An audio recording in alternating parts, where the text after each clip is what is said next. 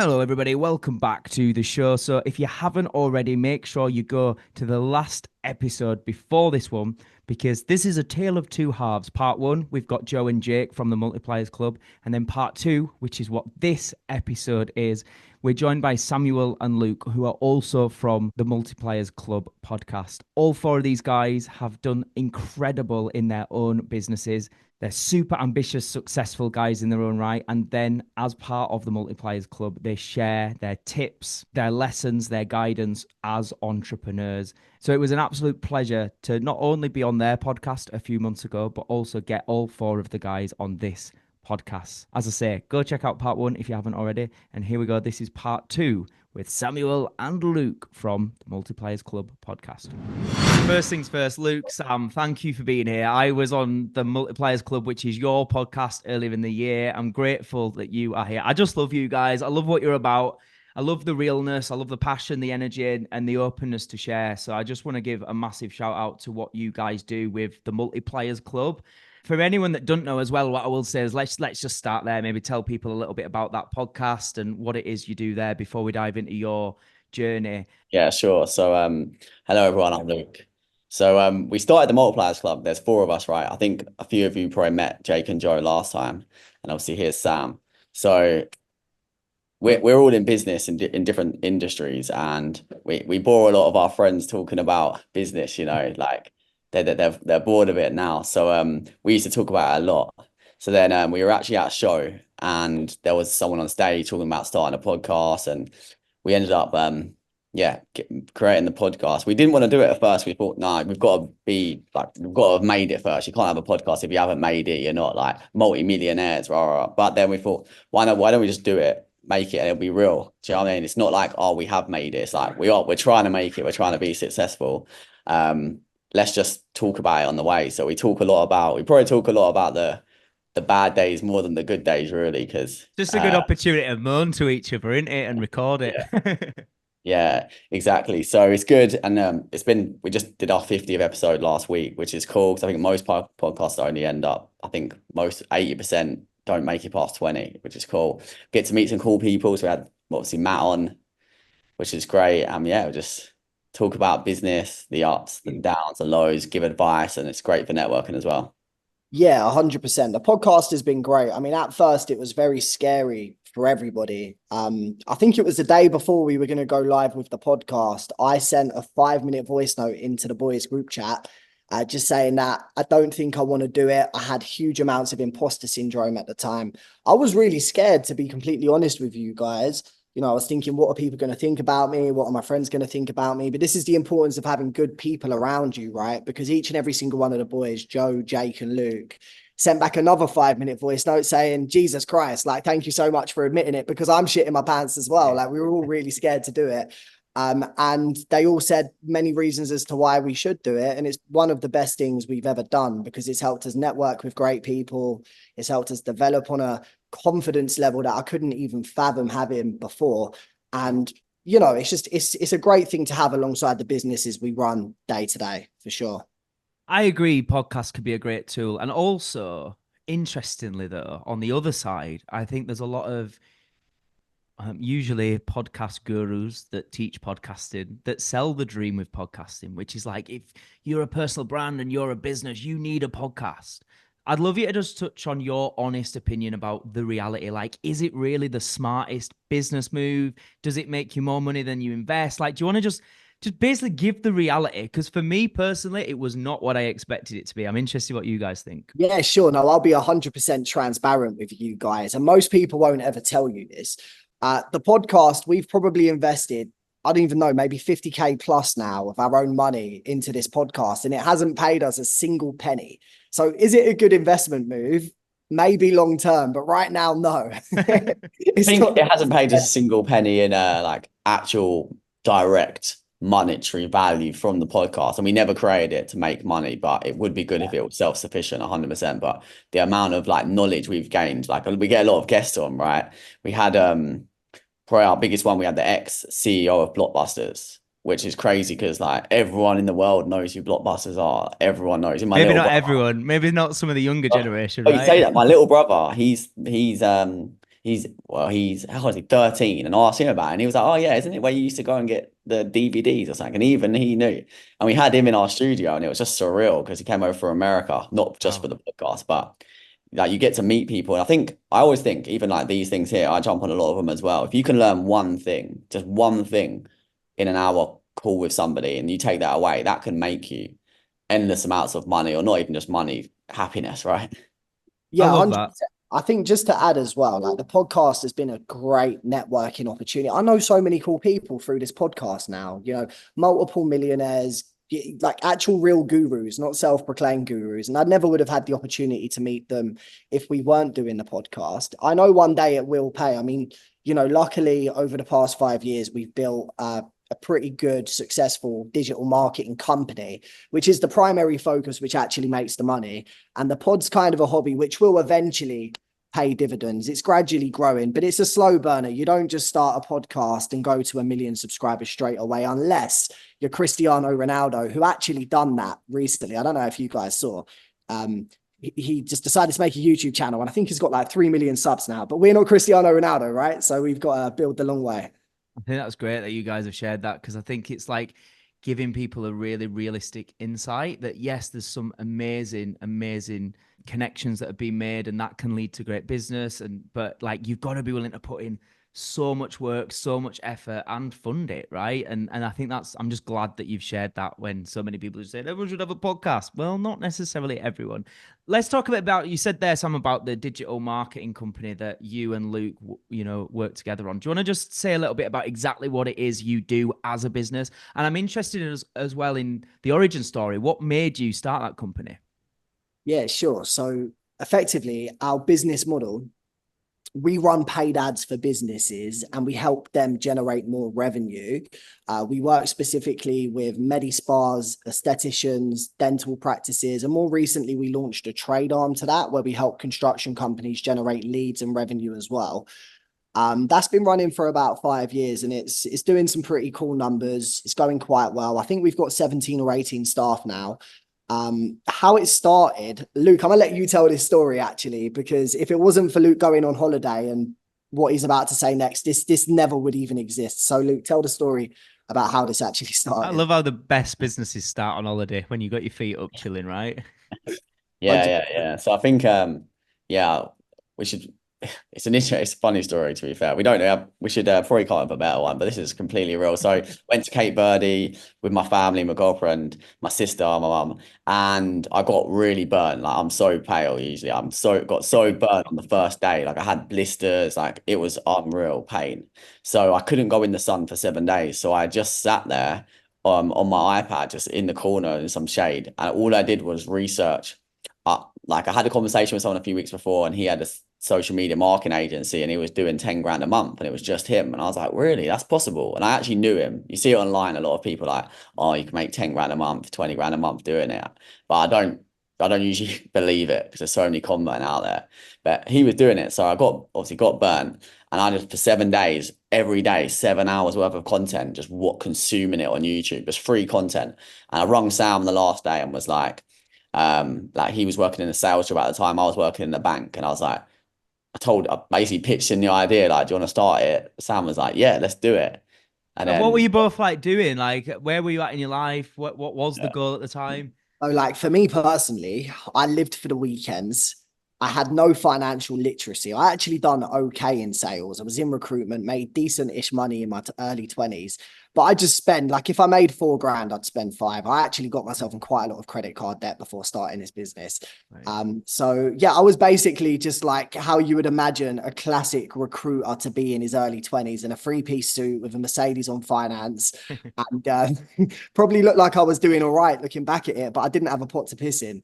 So starting this business really helped me just change my life. It took time. It took a year and a half to 2 years to actually start paying ourselves and get out of that hole. But now, 5 years later, I'm in the best position I've ever been in, and still, fairly young in the journey, a long way to go. But yeah, gradually we have been growing every single month due to hard work and dedication. I think the first like couple of years we didn't make, like we were making like okay money, but we were still working our jobs. So it's like on our lunch breaks, running advert accounts. Sam's on the phone in the toilet, his job, trying to make sales, and then after work, like working till crazy late. And then we had COVID, which obviously wiped out all our clients because no one wanted to do any marketing, obviously. So we got up here and then it just came crashing down. And then after COVID, we managed to get it back up, and then that's what allowed us to actually quit our jobs and go full time with it. I'm interested in that first year then, when you've still got your full-time job, you're not making enough money to leave that job. There'll be a lot of people listening now that are maybe thinking about starting a business, or maybe they're in those early days. As you reflect on that period of time, what's some of the best lessons you learn, or some of the things that you would make sure people know in that position today as advice to help them through that period? We actually hired a virtual assistant who worked for us full time before we even did. So I think that was a clever move at the time for sure, because that person was just getting us leads for us really, and I know it didn't cost that much. Maybe it's like £400 a month, but because we were in our jobs, the money we were making from the clients we did have was just paying for that and a bit more. And go on, Sam. I think what I learned is, like, don't let anyone fool you. It is very hard to juggle both. It's so hard. Like, gurus will make it sound really easy. But I struggled with it, especially, I'm sure some of you guys in this chat are working really long hours, and it just doesn't feel like there's enough hours in the day. So sacrifice is kind of inevitable. I mean, I remember when I was like in my sales job trying to build the agency, I had certain days where I was like, I don't know if I can actually build this business and do well at my job at the same time. But what worked really well for me, and I wouldn't recommend this, I got fired from my job for having a side hustle because my manager found out because I wasn't doing as much as I perhaps should have been doing. So getting fired was, I think it was 7 months into COVID. The business wasn't necessarily making enough to pay my overheads where I was living. But luckily, from where we were getting a little bit of money coming into the account every month from the side hustle, I knew that I had a couple of months of oxygen. I had that couple of months where I thought to myself, okay, I've just got to go full guns blazing with this, focus on the sales, focus on the development. Luke's very operational, so he was focusing on the marketing still in his full-time role at the time. Luke was staying up until like 4 a.m., 5 a.m. doing this, and I wouldn't recommend that either. But that's really what it took for me to excel in this, is actually not having a choice but to make it work. And I honestly don't actually know where I would be if I didn't get fired from my job, to be honest. I really don't know. It's hard to say. Interesting, isn't it? Because often people are scared to take the leap, and it's only when we're forced we make things properly work sometimes. I think that's an interesting thought. What do you think about, you hear all the time on social media, and like you say, these gurus that are usually just trying to sell a course, basically saying, shaming people for having a 9-to-5 job, saying like, no one should have a job anymore, online business is the way, and so on. In your honest opinion, do you think business is for everyone? And also, how does someone know if they've never run a business? What advice would you give to help them figure out if business is right for them or not? Do you know what? That's a really interesting question. And I don't think business is for everyone, but I don't think it has to be. Like, I've got some friends that are in, say, commission-only sales jobs, or like my girlfriend, she's in operations in a recruitment company, and she's so happy doing that, and she earns okay money. And that's success. Like, if you're happy doing that, that's fine. So don't ever let gurus shame anyone about how you're not doing enough if you're happy where you are. But then I think for you to really know if you are built for business, you don't know unless you build a business. But I think ultimately you need to learn the skills from employment first. Maybe you don't have to, but that's what helped me. I didn't know how to send emails before I got into a job. I didn't know how to sell before I got into a sales job. I didn't know how to do admin until I started having to do deal packages. The skills I learned from employment in the 7 or 8 years I was in employment really helped me in business. So I think you only really know when you do it. I mean, is anyone here in sales, just out of curiosity? Because there's quite a lot of similarities between a sales role and running a business, what I find anyway, because what you put in with sales, I see Lee's put a love heart. I'm guessing Lee's in sales. So she can probably relate, like, in sales, you only do well if you do deals. And it's the same in business. You only can pay yourself if the company makes a profit, right? So there's some similarities there for sure, is what I'd say. What about working together and the importance of, I don't know, like, what would you say the attributes between you that complement each other? Is it important to have differences? How would you describe your relationship? I'm just I interested think in the dynamic. I think like a lot of people, right? A lot of people say don't get into business with um with a business partner or your friend. And me and Sam were like best friends at the time. So, but we just did it anyways. But we're very different in terms of our skill sets. So we have our own lanes. I think if you were similar to somebody, um, then you're going to cross paths because you're both going to think you're maybe right about something. Whereas I've got my lane. I've got Sam's lane. It doesn't mean we don't cross lanes and talk about other things. Like I look after the marketing, Sam looks after the sales, but we still talk about sales and I still have an opinion on it. And then we might go my way or we might go his way, but ultimately it's his decision because that's his role. And if we're talking about marketing, Sam will give his opinion on the marketing. And sometimes we go Sam's way, someone will go my way, but ultimately it is my decision at the end of the day, and we know that. So I think you have to be different. You don't want a yes men either. You don't want yes men because I have had businesses in the past. They weren't nowhere this scale, but small businesses and everything I'd say everyone would agree with. And I didn't get anything from it because sometimes the things I said definitely shouldn't have been agreed with. Yeah. But those people were just yes men. Whereas I don't think neither of me and Sam are yes men. If we don't agree, we'll just talk about it. Yeah, definitely. I think choosing a business partner can be the best thing you ever do or the worst thing you ever do. And there's a lot more horror stories than there are success stories for sure. I think if you are thinking about having a business partner, there's many benefits. Like the business wouldn't be where it is today if it wasn't for Luke, and it wouldn't be where it is today if it wasn't for me. But I think the saying's yin and yang or yin and yang.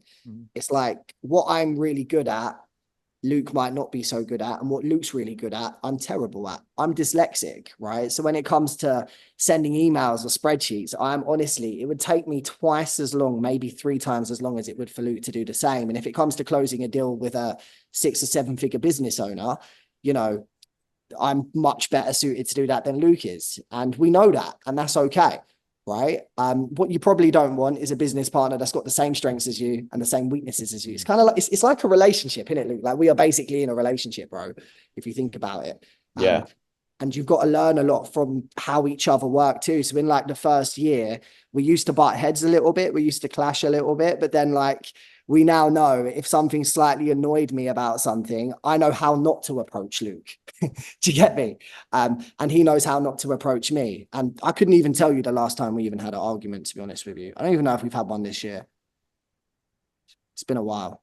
No, exactly. I think it's like his relationships learn how to handle each other. Like, 'cause you're with each other, we're with each other all the time, like every day, so constantly, and there's like so much to go through and talk about and do. So yeah, it is just learning to like how to balance each other really.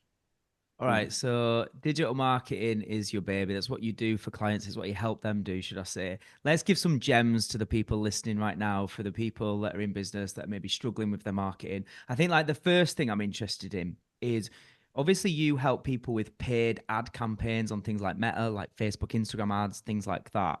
And also I believe you do like SEO and sort of like pay-per-click, like Google ads and stuff like that, right? So there's all these different ways that we can pay to help with our marketing. What's your advice first and foremost? I know there's a lot of people that listen to this show and are part of the membership that are maybe more what you would call like a quote unquote one-man band. They've started a business on their own. Maybe it's a side hustle initially. Do you have any guidance into at what point should those kind of businesses actually consider investing into paid ads? You know, should they wait to get good for a bit and do some organic, or should they go straight in with ads? What's your sort of guidance, if any, on that kind of stuff? I think firstly, before running paid, I'll make something like really clear, right? Paid ads do not work unless you have a brand. A brand and paid ads work really well. So if you want to run paid ads, but you don't have a brand, first you need to build the brand, right? And how do you build a brand? So ultimately, personal branding sells, people sell, right? When you think about Virgin, you don't necessarily think about Virgin, you think about Richard Branson, you think about Amazon, you think more so about Jeff Bezos.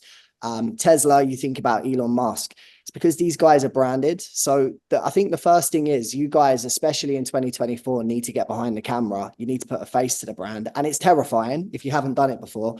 It scared the shit out of me when I first started getting behind the camera for HW Media, which is our marketing company. But it does get easier.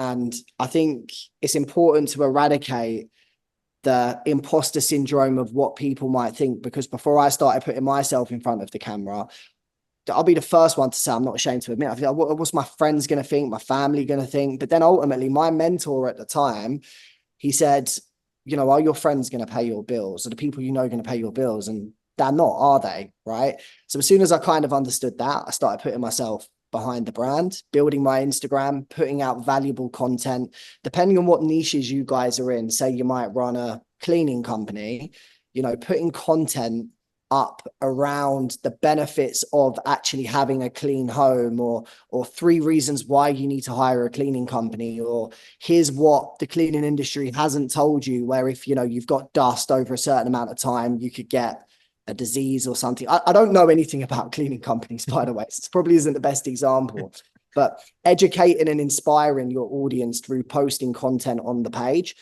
Try not to be a brand that just sells, because people can see through that, and people don't really resonate with it. I made this mistake when I first started. If you think about Red Bull, right?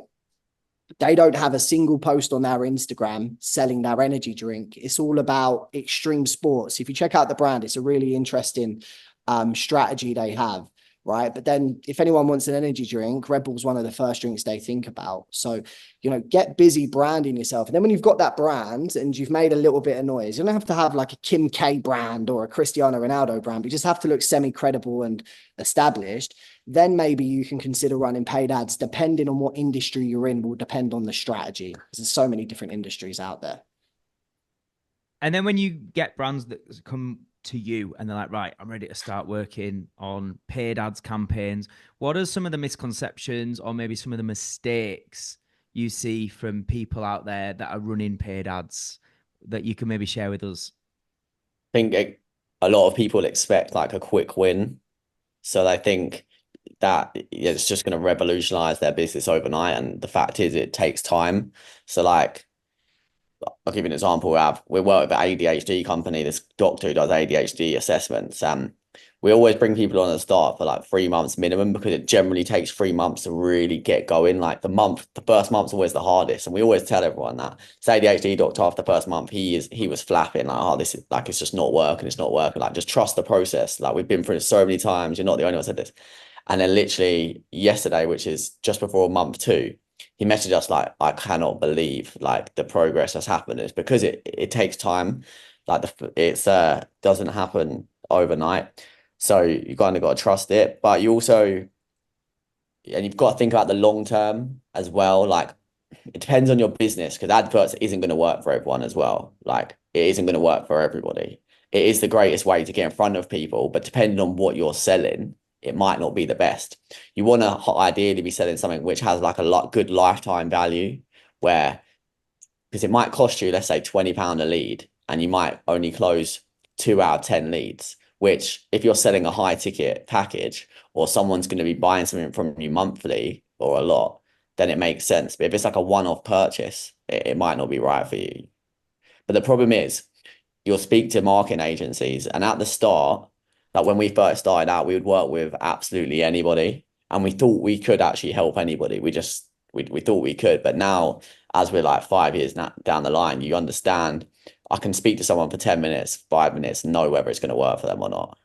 I know you're saying there, like some. Also, don't boost posts. You just asked me, like, a lot of people boost posts. Like, there's way better ways to do it. If you're going to run adverts, like, go on Ads Manager, like on a laptop, and actually run them, because you get way more options. And it's not rocket science to run adverts. If you went on YouTube, you could watch a couple hour tutorial on how to set up a campaign to a good standard. Like, that's what we used to do before we paid for any help. And you, obviously a marketing agency can do it better, but you can do it and not have to pay for it, and definitely get some ads running up. Like, we suggest, if you're ever going to do it, run lead generation adverts. There's loads. I don't know how much you guys know about advertising on Facebook, so I don't want to go give you loads of jargon, but simple terms is, there's like a campaign for awareness where you'll show it to a lot of people, but it's only awareness. They won't actually do anything. There's no like button on the advert to send you a message, or something. So it'll look good. Oh, what, 5,000 people have seen my advert, but you won't get any messages from it. There's no call to action. Whereas a lead generation advert, you're going to get someone's name, number, and email. And that's the most powerful thing in the world. Data is just king of everything. Once you've got someone's name, number, and email, now you're in control of it. You can call them, you can WhatsApp them. WhatsApp's such a good way to contact these people these days if you call them and they don't answer, because a lot of people reply straight away. So getting their name, number, and email, you're winning. And now they're in your funnel. They might not buy now, they might buy in the future. And obviously, a big part of whether your ad campaign is successful or not is the actual ad itself, whether that be an image, whether it be a video or whatever. Have you got some guidance between what are some tips that people can follow that makes the difference between a great ad and a terrible ad? Yeah, so what's working really well now is a strategy called UGC, which stands for user generated content, right? So I'll give you guys an example. If I told you all I was the best marketer in the world, you'd be like, all right, mate, of course you're going to say that. Everyone says that. Whereas if 5 of my clients who might have a similar business to what you have say, oh, Sam and Luke, they're really good at marketing. They've helped me make 20,000 extra a month. You guys are going to believe my clients more than you're going to believe me, right? So the same strategy is what you should use in a marketing campaign. So instead of you doing an ad, it might be a video of you talking about a product you might have. It could be a vape, right? I say vape, it was the closest thing to me. I'm a massive addict of these things. And you could say, this is the best vape in the world. I'm the business owner, buy my vape. They're going to be like, okay, yeah, cool. I'd rather just go Tesco and buy an Elf bar. Whereas if there's 5 videos of customers that brand has sold vapes to, and they'd be like, well, my name's Helen and I've been using Elf bar vapes for the past 5 years and they taste great and I don't have as much of a cough and it's cheap. You're going to believe Helen who buys the vapes more than you're going to believe the business owner who sells the vapes, right? So that's a really good marketing strategy. Just anyone outside of your business talking about how good your business is. And although I wouldn't necessarily recommend this, marketing is a perception. So some of you might think, I've just started, I don't really have any customers right now. Do you have a friend? Do you have a family member, a sister, an auntie, an uncle that you can give your product to for free and ask them to do a short video talking about how good it is, how good your service is?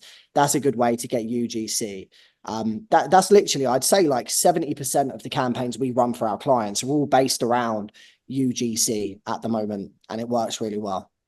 That's some really good advice. I think Luke's doing an episode of Cribs now. He's showing us all around his place, just seeing him walk around.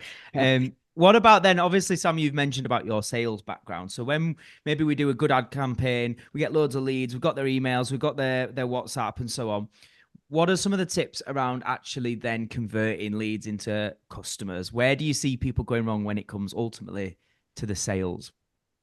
I think the biggest mistake a lot of people make is they'll go onto a call and they'll talk about how good the product is, right? And they'll talk about a discount and how many attachments this certain thing might have. And okay, that might sound great, and I'm sure it is great, but you don't really even understand quite yet if the prospect needs what you have, because people will always buy things that they need. They'll only sometimes buy things that they want, right? So you need to find out why someone's actually inquired and what the reason is as to why they've inquired. And you need to just try and solve problems. You know, a lot of people think sales is about just talking and, you know, oh, he's got the gift of the gab, he must be a really good salesperson. But from experience, I've hired so many salespeople over the past few years. The people that talk too much often slip up and make mistakes because they talk their way out of a sale. The best salespeople are great question askers. They ask really good questions and they understand how to listen, obtain information, and solve problems. That's what I'd advise. So stop talking as much and start asking more questions to understand what your prospect actually needs and try and solve that problem through your product or service. Yeah, and I think along with that, it's like speed to lead and the amount of times you contact someone. So there's so many people, well, we're on it now, we tell the clients to do this, but a lot of the clients, they're like, oh, the leads are rubbish, like I can't get hold of them, like can't. And I'm like, oh, how many times have you called them? Oh, I've called them all once and none of them answered. I'm like people are busy, like people work, do you know what I mean? They're at the gym, they're wherever, they can't answer the phone, like they're probably at work scrolling when they filled out the form. But you can't. It takes sometimes us 10 attempts. It doesn't mean they're not interested. They're the ones that filled out the form saying that they're interested, but you've got to call it. But you wouldn't, so many people give up at the first time. And then not only that, once you have a conversation with somebody and it goes well, a lot of people, most people won't buy straight away. You'll get a couple, but most people won't buy straight away. And that's no reflection on you or your business. That's just most people aren't impulse buyers. You'll get a few, but they aren't. So it's all in the follow-up, reaching out to that. Make sure when you end that call, if they don't want to buy but they are interested, booking in that second call with them. Say, okay, oh, I need to think about it. Oh, brilliant. Are you free Friday afternoon? Let's catch up again about it. And then just staying on people and giving value. Just because someone doesn't buy now, like we'll always reach out to people, let's say in a couple of weeks again, and send them a testimonial video. Well, that's about us, but we might send them, like, I don't know, a video on how they could be better at running their own Facebook adverts, or some advice around something like that. We lead with value, basically. Don't be Just afraid. nurturing that connection.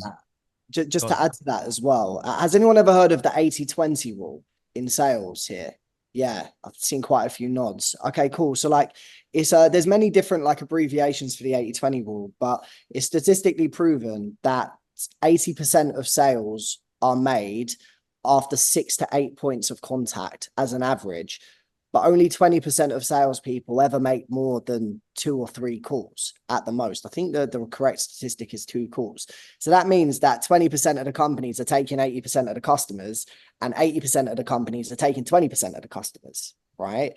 And whether you guys think you like sales, I think you don't like sales, I think you are in sales, I think you are not in sales. If you have a business and you guys are starting out right now, you are all in sales, right? Whether you like it or not, it's a skill that is so important to learn. And if you learn it, no matter what business you go into, you'll always do okay. You know, being a good communicator is probably one of the only reasons why I am where I am today, for transparency. And I'm okay with that, you know, that's fine by me.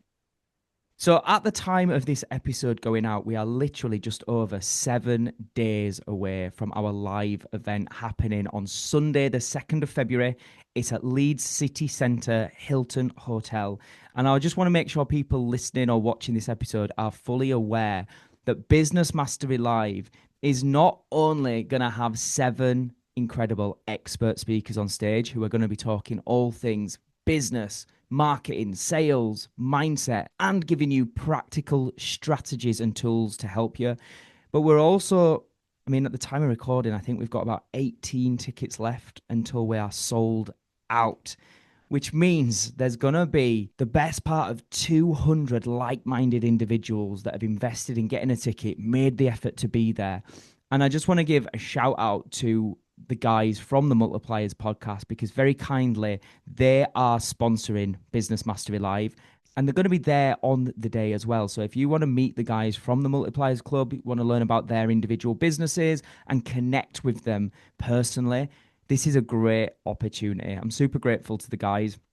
But I want to say to you right now, if you are listening / watching and you haven't yet got a ticket, please don't let this opportunity pass you by. We've all heard the phrases, you know, you are the average of the 5 people you spend your time with. And we've heard the phrase, your network is your net worth. There is truth in those phrases. And I'm a big, big believer, as much as the internet's amazing, there's no substitute for getting in the room and building relationships with people in person. This is such a fantastic opportunity. If you not only want to learn from the expert speakers we've got speaking all day, but want to connect with people and build those relationships in person, this is the day to do it. And combined with the lessons and the relationships built, it could really be the thing that helps you move to that next stage of growth in not only your business, but also your life. So please, if this episode has just dropped, recognize that we are days away from this event. We are just a few tickets away from being sold out. So pause this episode, check the diary, make sure you can be there. It's on a Sunday when none of us are doing anything on a Sunday. So you can definitely make it. You can definitely be there. Literally put it in the diary and go to the show notes right this second. Click on the Eventbrite link. And if there are still tickets available, fingers crossed they are, get your ticket now, because I'm very confident this is going to be our first sold out event. very, very soon. Get your tickets, and I'm really excited to see you there on Sunday, the 2nd of February in Leeds City Centre, in person at Business Mastery Live 2025. What about lead magnets? Because a lot of when you're running ad campaigns, a lot of what people have been taught is, have a really good lead magnet where you give some form of value in exchange for that person's details, which then means, as you talk about there, you can nurture that relationship. And they might eventually buy something. Is there any Yeah. up-to-date advice around that kind of stuff in terms of Yeah. like good lead magnets, but that whether you should do that? What's your thoughts? Yeah, so funnily enough, I'm actually testing a lead magnet at the moment with my personal brand on Instagram, doing message outreach. So no ad budget required. You don't even need any money to do this actually at all. I'm messaging potential businesses that are the right fit for me. So that might be aesthetic clinics or dental practices.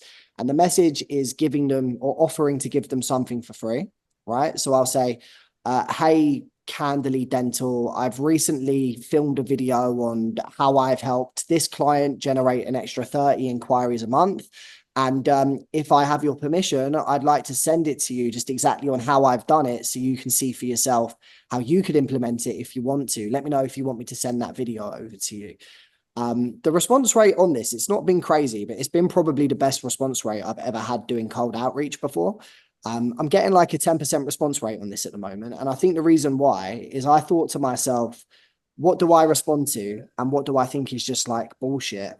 And when I get messages saying, hey, Sam, do you want to see how I can make you an extra 50K a month in 3 days? I'm just like, oh, Jesus Christ, man. You go on their Instagram, they got like 2 posts. I'm just like, I don't believe you. I don't believe these guys. But the messages I do reply to are the people who offer to send me something for free, whether it's just like a free value video. So I've replicated that. So like a good lead magnet is an outreach method. If you guys can give away something for free, which doesn't cost you money or give away your secrets, it could be anything. People find it value. You'll engage in a conversation that way. And when they agree to it, I send them through the link to a Google Drive or a video of me talking about something. And then I follow up a couple of hours later, like, how did you find the video? And how are you getting on in business right now? And I initiate a conversation that way. So that's one example of a lead magnet that doesn't require ad budget, which anyone can do if you have a brand or a page. And then to go a little bit deeper, there's lead magnets you can use in adverts as well, which Luke, I'll let you take over on that front because you're the paid ads guru. Yeah, 100%. So it's just with the lead magnet. Sometimes it can work the opposite way. So like you can have a lead magnet which is everyone's claiming it, but they're not maybe the right fit. So then you can end up with like hundreds of leads and you're not really sure if they're qualified or not. So that's one thing to be careful if you're running the adverts because they're going to go to a lot of people. But I think at the end of the day, if you've got a lead magnet, don't overcomplicate it. It doesn't have to be that much. It can literally be, again, it depends what industry you're in, but like it's just a value video that you're going to give someone. Or it could be, I don't know, if you're like a chiropractor, like, I don't know, 5 tips on how to stop backache. It could be a written document. It could be a video. It could be a free guide on something. Like, just don't overcomplicate it. Love that. This has been golden. Thank you so much. What I want to do, because I'm just mindful of the time and I want to make sure we get some time for Q&A with the members. We're going to head over now to just the general life questions. So these are the questions that I ask every guest every single week on this show. If we get an answer from each of you for each question, that would be great. So the first question is, what is some of the best advice you've received that has served you throughout your life and why? Some of the best advice I've received, well, there's 2 pieces of advice. The first piece of advice is, excuse me, if you're not where you want to be, it's okay, because things happen for everyone at different individual times. I always find myself comparing myself to other people who might be 10 years younger than me, doing twice the amount of revenue. But that's how far I've came. And I've realized as long as I show up consistent, it will happen for me in my own time. So try not to compare yourself to others is a huge piece of advice. And social media can be a huge problem for this, but it's also a great tool for business. So best piece of advice, if you're not where you are, if you're not where you want to be, it's okay. You will get there eventually, as long as you show up and are consistent and you do the work. That's the key. You have to show up and be consistent to do the work. Otherwise, you won't get to where you want to be. That's just facts and the law of life, right? The second piece of advice is discipline is more important than motivation, because in business, it's really hard. You know, I don't want to sugarcoat it. There's certain days where I literally feel like pulling my hair out. It's the discipline that keeps me on track and, you know, keeps me regimented. There's so many days I really just don't want to make sales calls, especially if it's been after a heavy weekend or I've been back from my pal stag do. I don't want to go on that 9 a.m. sales call. I have to do it, and I do it. I'm probably not my fresh, perky self, but I still show up, right? So discipline's super important. Motivation's cool, but like, you're going to feel motivated sometimes. You're not going to feel motivated all the time. So yeah, discipline over motivation. Right. Luke? Yeah, I think one thing that got told is to be careful of what we call like shiny penny syndrome. And I've definitely been through it a lot. And that's like, you're doing something, like you're doing a business. Maybe it's not reached the heights that you thought it would as quickly as you thought it would or whatever, but don't jump ship. Like, I think like seven, you know, they say, I'll get 7 streams of income. Like 7 streams of income is just a distraction. Like, it's just a distraction. I've tried to do loads of different things, like loads of different things all at the same time, and it never works because you'll get okay at all of them. But if you just put all that energy into one thing, one business, that business will go further you never imagined. But it's very easy, and it still happens to me. I still think like, or something will come along or start an opportunity, and I'm like, oh, that sounds good. But then you think, oh, the grass is always greener on the other side, right? It always green on the other side. Oh, that's what people think. But since I've been focused on just my one thing and I've got rid of them, completely got rid of all the other distractions, then yeah, this business has propelled. I really hope people are proper listening to every word right now. Like the last 3 things that you've said between you, are just like absolute, like non-negotiable. Follow that life advice and you'll do all right, people. Like, please. All right, that was amazing. All right, the next one is the flip side of that question, which is some of the worst advice you've received and why. And I'm thinking like the myths that we maybe get told in the entrepreneurial world perhaps would be a good one. What's some of the things you were told that you found out was absolute crap? There's been so many, you know, it's really hard to actually think of like a key point, but I think one of them would be, I remember when I first got into SMMA, which is social media marketing. There's so many self-proclaimed gurus out there, and honestly, 90% of them are just full of shit, right? And they say, start a social media company, you can work for 2 hours a week and you can make 20K a month from a laptop on a beach in Bali. I was in Bali in January. It took me 5 years to get there, and the Wi-Fi is shit in Bali. And there's mosquitoes everywhere that are trying to fuck you up. It's like, trust me, like that is not what it's made out to be. So I think one of the biggest lies is that it's easy, and the gurus will try and make it sound easy so they can sell you a course. Just be careful with people that are trying to actually actively sell courses as opposed to actually running their businesses. I think the best mentors are people who you probably approach that might not actively be trying to push the mentorship. I went on a bit of a tangent there, but I hope that helps. No, I think it's great. And I think it's that thing of like the steps are simple, but it doesn't mean it's easy, right? The steps to get there might be simple, but living that, like you say, some days you might be working 18 hours, things don't go to plan, there's curveballs. That's the reality of it that I think gets missed when people are just trying to sell you a course. Luke, anything from you? Yeah, I was going to say you hear a lot about passive income, but I just don't believe it really. It Like, doesn't I exist. believe it can probably come in the future, maybe like if you've got loads of properties and people in them, etc. But even that's a headache. Like, I just don't see it. It's a complete myth, like that you get sucked into. Oh, it's really easy. Like, you're just gonna have to put in X amount of hours and you're gonna make all that money. Like, it's just never happened, or I've never been able to find it. So if that's one of the biggest myths, I think. I almost think like even if you do achieve it, it's not guaranteed for life. And that's the other part of it, right? You might be able to create something that delivers passive income for say 6 months or something, but there's gonna come a point where you need to change that product or there's a problem or you need help, right? So it's never just gonna be set this up for like, or I don't think so either. I don't think it's possible. Yeah, I agree. The best way I can explain it is like HW Media is pretty self-sufficient. It kind of runs itself. But whenever there's a big problem, the business owner has to deal with that. You don't want your staff to deal with the big problems. It's going to really put them in a negative mindset. So, you can automate, I wouldn't even say automate, but you can set things up with systems within reason. But when push comes to shove, you're the one who's going to have to deal with those problems. And the business is never going to drive for scale if you just put it in the hands of other people. Maybe it will. I could be wrong. You might be able to find a great hire that can do it, but they will be very expensive. They won't be cheap. And I think even if we are all wrong, it's very, very rare, right? When this is not the general way that it goes. So I think this is sound advice. Guys, this has been brilliant. Just before we head over to the last question and then do the Q&A with the members, if people are hearing about you for the first time, they want to follow you, they want to get your content, all that kind of good stuff, where can they give you a follow? So my Instagram is I actually need to check this because I changed the handle recently, Okay. Yeah. It's Samuel Warrington _ it's Samuel Warrington _HW. That's my Instagram. The podcast is the Multipliers Club podcast. Luke, I'll let you give your socials.